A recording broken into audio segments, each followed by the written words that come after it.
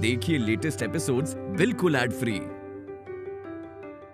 Bharat Ratna doctor Bhimrao Ambedkar को कोटि कोटि नमन। ये कार्यक्रम डॉक्टर भीमराव अंबेडकर के जीवन पर आधारित है, जहां भारत की जनता के प्रति उनके योगदानों को पूरी सजगता से चित्रित और रेखांकित करने का प्रयास है। कार्यक्रम में दिखाई गई घटनाएं लब्ध-प्रतिष्ठ पुस्तकों से ली गई हैं। इस कार्यक्रम के जरिए चैनल की ओर से एक विश्वसनीय, सजग और सकारात्मक प्रयास है कि डॉक्टर बाबा साहेब भीमराव अंबेडकर के जीवन की संघर्ष यात्रा एवं गौरव गाथा पूरे आदर के साथ घर घर पहुंचे और उनके योगदानों से सभी संपूर्णता में परिचित और आह्लादित हों। माँ अपने पति की बात अपने बेटे से नहीं कह पा रही, ये सोचकर तुम्हें बुरा तो लगता होगा ना। तुम्हारे भाइयों से भी तुम्हारा रिश्ता कुछ खास नहीं रहा। लक्ष्मी ने भी तो तुमसे झूठ बोला ही ना, और राम जी से भी तुम्हारी बात कुछ कम ही होती है। तुम एक असफल आदमी हो।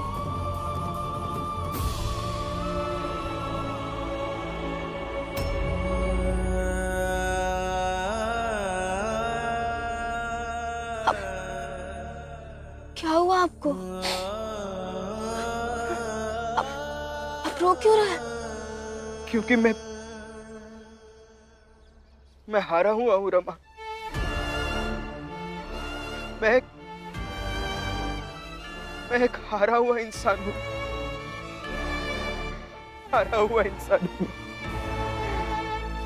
नहीं, आप हारे हुए नहीं हैं। आप हार ही नहीं सकते।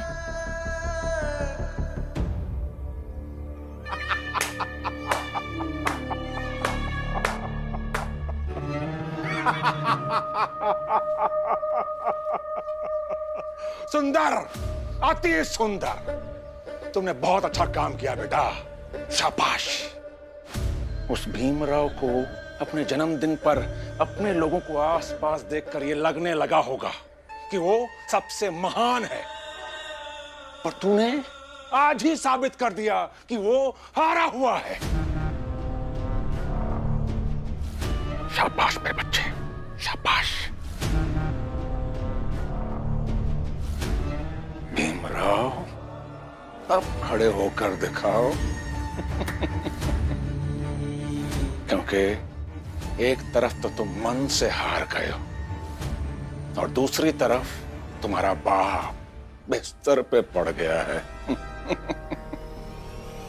अब देखिए, पहले अब शांत हो जाइए। ऐसे रोते हुए अच्छे लगते हैं क्या आप? मत रोइए ना, शांत हो जाइए।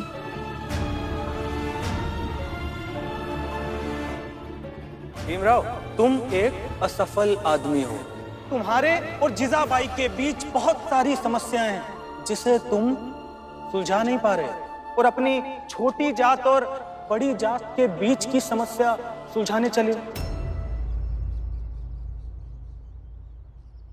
जीजाबाई जी, मैं जीजाबाई जी के पास जाऊंगा और कहूंगा, हाथ जोड़ के कहूंगा कि आज तक आप सही थी और मैं गलत था। मुझे माफ कर दीजिए। क्या कह रहे हैं आप? आप गलत नहीं हैं, पर संभालिए अपने आप को। महिपाल जी के कहने पर आप इतने विचलित कैसे हो सकते हैं? आप जानते हैं ना, वो ये सब जानबूझकर कर रहे हैं। नहीं, कोई जानबूझकर नहीं कर रहा है। मैं गलत हूँ रमा। मैं गलत हूँ। जीजाबाई जी सही है, और सही कहा महिपाल जी ने। मैं इतना भी लायक इंसान नहीं हूँ कि कोई मुझसे कहे कि मेरे बाबा को हुआ क्या है। मैं गलत हूँ। मैं अभी के अभी घर जा रहा हूँ और जीजाबाई जी से माफी मांगूंगा। मैं जा रहा हूँ। नहीं नहीं नहीं नहीं, आप घर नहीं जाएंगे और आप ना ही आई को ये कहेंगे कि आप गलत हैं। आप गलत नहीं हैं। मैं गलत हूँ। मैं गलत हूँ और वो सही है। मैं गलत हूँ, मुझे रोकना मत। मैं अभी के अभी जा रहा हूँ और उनसे माफी मांग रहा हूँ। नहीं, रुकिए, सुनिए, रुकिए। आई, ये लीजिए दवा।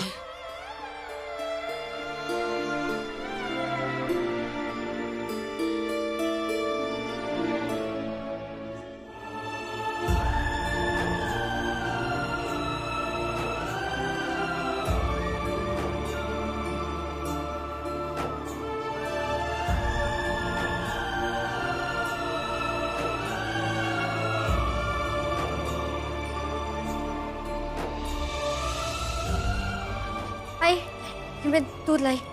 जब हल्दी डालकर गरम कर दे, उनको होश आएगा तो पिला दूंगी।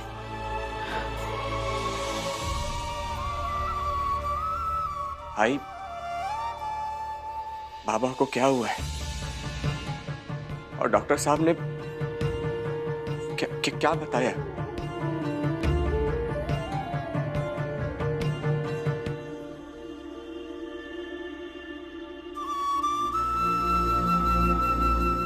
आनंद, आनंद, बाबा को होश आ गया। बाबा, बाबा आप ठीक तो है ना? यहाँ कैसे आया? मैं सब बताती हूँ आपको, आप आराम कीजिए। सुनिए, रुकिए रुकिए रुकिए, ऐसे क्यों करने जा रहे हैं आप? ऐसे मत कीजिए। मैंने कहा ना रमा, मुझे छोड़ दो। मैं जो करने जा रहा हूँ मुझे करने दो। छोड़ो मुझे। रमा, क्या हुआ रमा? भीम, क्या हुआ?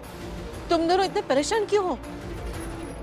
बुआ, ये बाबा को लेकर पहले से ही परेशान है, और अभी वो रास्ते में महिपाल जी मिले थे, और आप तो जानते ही वो बस इन्हें चोट पहुंचाना चाहते हैं। इन्होंने उनसे कुछ बेमतलब की बातें की, और अब इन्हें लगने लगा है कि ये गलत है और आई सही है। आई से माफी मांगने जा रही है। हाँ। मैं रोक रही हूँ मगर सुन कहाँ रहा है। बुआ, आप ही समझाइए ना।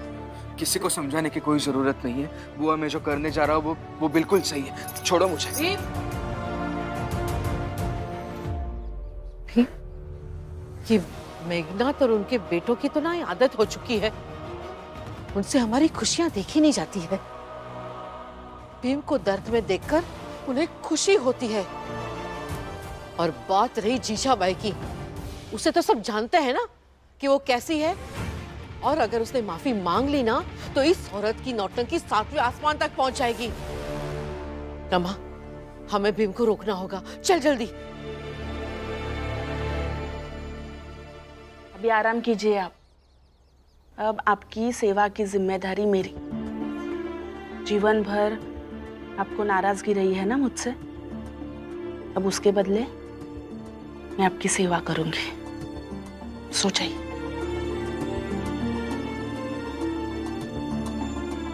लक्ष्मी, हाय। आजा जल्दी। हाँ। बाबा, बाबा आपकी तबीयत कैसी है? अच्छी है इनकी तबीयत। तुम्हें चिंता करने की जरूरत नहीं है, मैं इनका ध्यान अच्छे से रख लूंगी। और मुझे आपसे भी कुछ कहना है। मुझसे? मुझसे क्या कहना है? यही कि मैं... नहीं भीम, भीम ना समझ मत बन। ना समझ नहीं बन रहा हूँ बुआ। जो सच है वो तो कहना ही पड़ेगा ना। क्या सच है? मेरा देखिए। आप सो जाइए। बाबा आप आराम कीजिए। सो जाइए। क्या सच है बताओ? यही कहना है कि मैं आपसे... अब चलिए। अरे रमा, पूरी बात तो कहने दो। अब चलिए। मुझे कुछ कहना है उनसे। अरे बता के तो जाओ।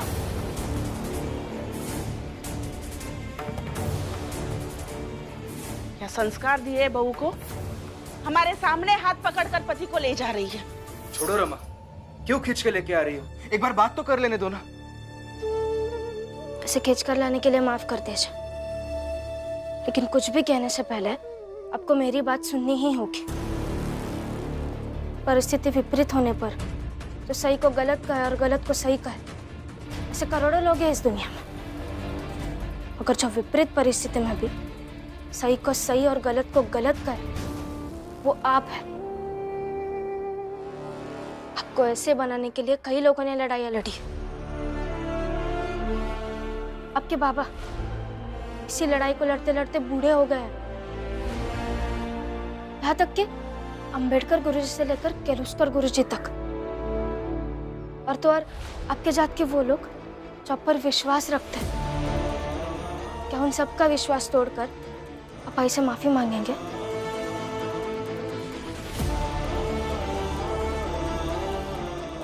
सोच लीजिए एक बार। अरे कह तो जा, क्या कहना है?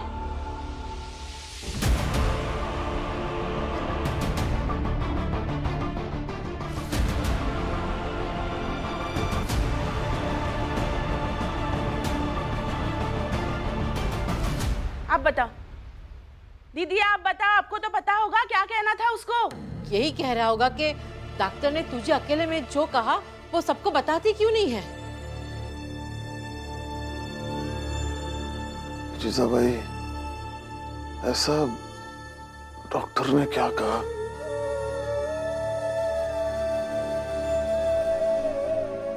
कुछ नहीं, जो कहा वो पूरे मोहल्ले को नहीं बताना।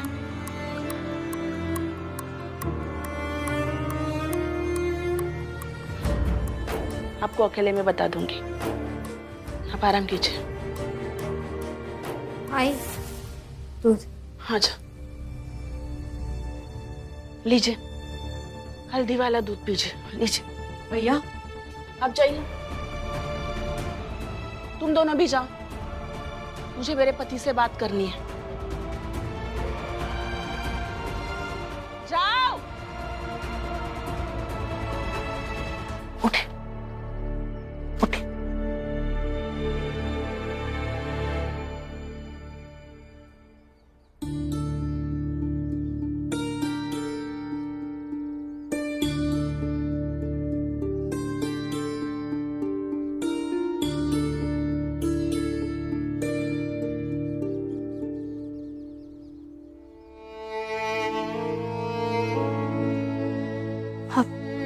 ठीक है अभी,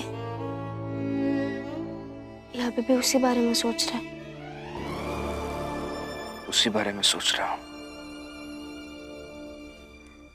तुम्हारी वजह से मैं आज उनसे माफी नहीं मांग पाया। हाँ, मेरी वजह से ही सही, लेकिन जो भी हुआ वो सही हुआ, क्योंकि आप भीमराव अंबेडकर हैं। आप झूठ को सही कह ही नहीं सकते। ऐसा नहीं है रमा, मैं एक हारा हुआ व्यक्ति हूं,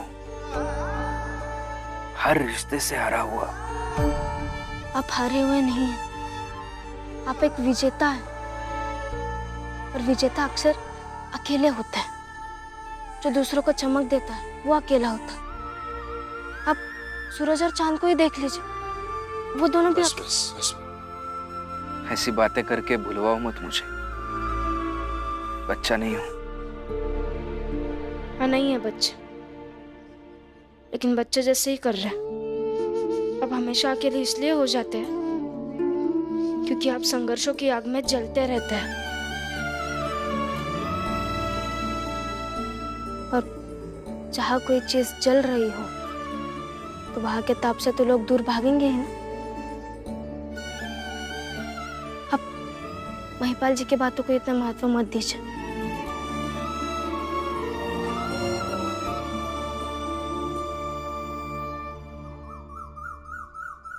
शोभा, शोभा, एक काम कर, थोड़ा धनिया और लौंग कूट कर दे दे।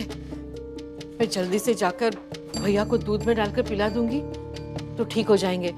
जब भी भैया बीमार होते थे ना, तब अक्सर मैं दूध में डालकर उनको पिलाती थी तो वो झट से ठीक हो जाते थे।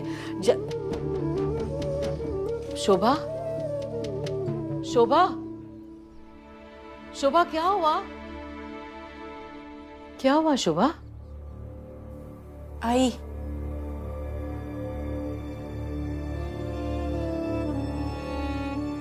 रिश्ते कैसे उलझे होते हैं ना।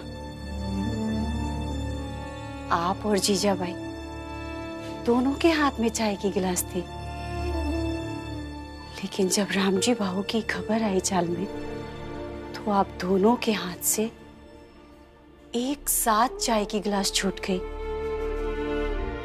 और आप दोनों अपने आपसी लड़ाई, झगड़े, गिले शिकवे सब कुछ भूलकर एक हो गए, और एक होकर रामजी बहू की फिक्र करने लगे।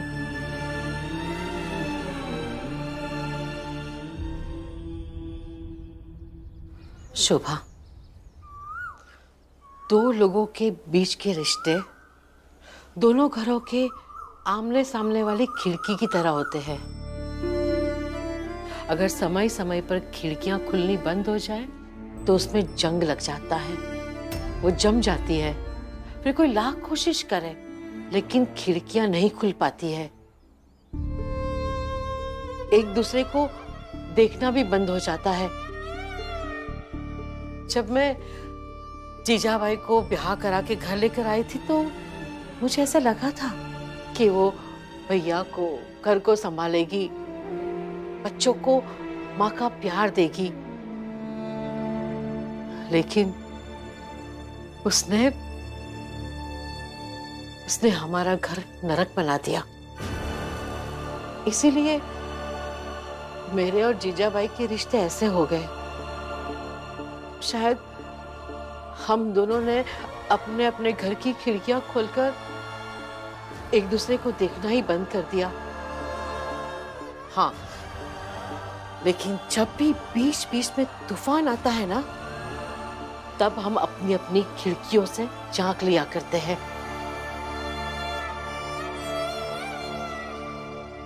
आई, मैं ना आपके हिस्से की भी सारी खिड़कियां खोल लिया करूंगी, लेकिन आपके और मेरे रिश्ते को कभी भी जमने नहीं दूंगी। शुभा, जब नीयत ऐसी हो ना कि दूसरे की हिस्से की खिड़की भी खुद ही खोल दे, तब ऐसे रिश्ते जम नहीं सकते हैं, उसपे कभी भी जंग नहीं लग सकता है। जा, धनिया और लौंग कूट दे, मैं भैया को देकर आती हूँ। जा।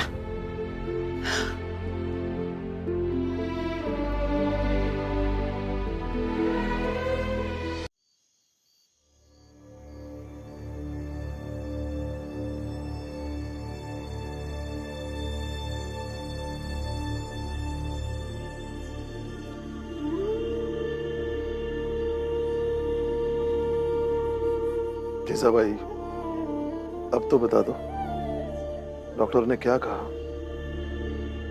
बस इतना ही कहा कि आपका अच्छे से इलाज कराना होगा। इलाज महंगा है और बहुत ध्यान देने की बात है। इसीलिए मैंने आपके बच्चों को कुछ नहीं बताया। मैं उन्हें बताती तो वो परेशान हो जाते, और वो परेशान हो जाते तो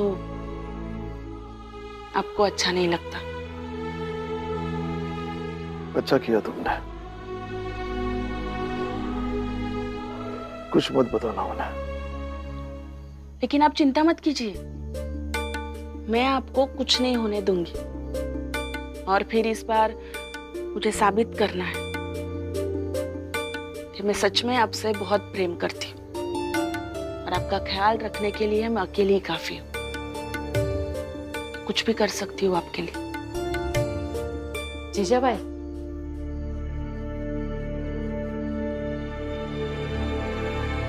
जीजा भाई, ये धनिया और लौंग का चूरन है। इसे दूध में पीने से ही इन्हें आराम मिलता है। कल शादी नहीं हुई है हमारी। शादी के इतने साल बाद मुझे भी पता है। तो फिर ये दूध में डालकर भैया को पिला देना। देखिए, मैं आपके प्रेम का बहुत सम्मान करती हूँ, और मैं नहीं चाहती कि ये कटोरी में अभी फेंक दूँ। इसलिए आप चाहिए, मैं खुद धनिया लौंग पीस कर इन्हें पिला दूंगी। जो मैं लेकर आई हूँ वो दे देगी तो क्या हो जाएगा? मेरा बुरा मत मानना, लेकिन चाहो तुम।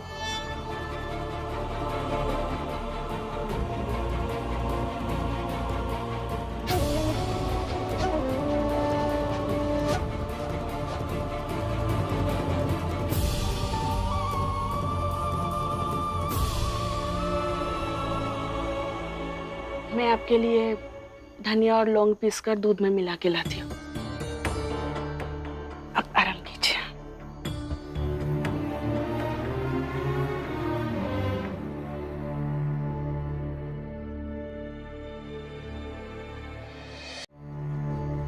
बुआ, भीम, डॉक्टर साहब ने बाबा के बारे में क्या कहा, पता चला? नहीं, मैंने भी नहीं बताया बाबा को क्या हुआ। एक काम करते हैं, मैं आई के पास जाती हूँ और आई को बातों में उलझा कर रखती हूँ। तब तक आप पापा के पास जाइए और पापा से पूछे कि डॉक्टर ने क्या कहा। हाँ, अगर जीजाबाई भैया के पास ना हो तो शायद भैया बता भी देंगे। जानना जरूरी है ना कि बाबा को क्या हुआ है।